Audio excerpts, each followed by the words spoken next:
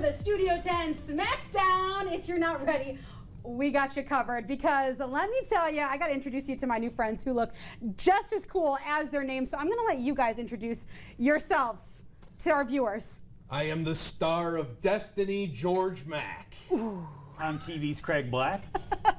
I'm Thurston Scowl, baby, the Lord of Dust, the one and only. If there's another, he's a phony. Oh, I like that. Man, my Nicole Buckman is not nearly as cool as you guys. But we're so excited to have you in because you're all warmed up for the live pro wrestling match this weekend. But first, talk a little bit about what got you all in the ring with Capital City Wrestling. Well, Capital Pro Wrestling's been one of our most important things going on in our lives for the past 6 or so years.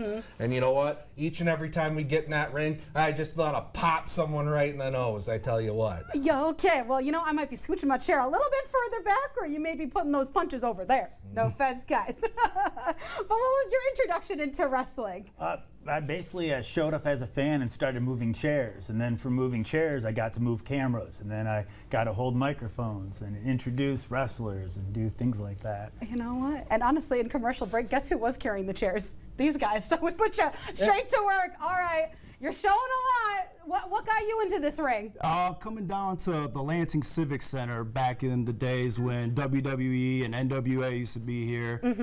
And then I traveled to Coldwater and I was trained by Dan the Beast Severn, who is a legend in Michigan. Everybody knows who he is. And if you don't, you got Google. All right, well, thank you for Google. Well, we also need to get shades like yours as well. But talking a little bit about, you know, that training, what is the practice, the training that you guys have to go through for shows?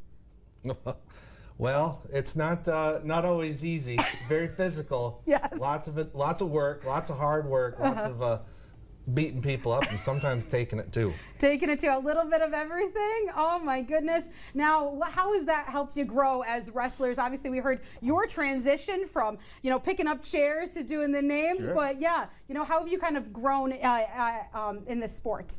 Well, it started out as a fan, then I became, you know, involved with the backstage and the actual production side of wrestling.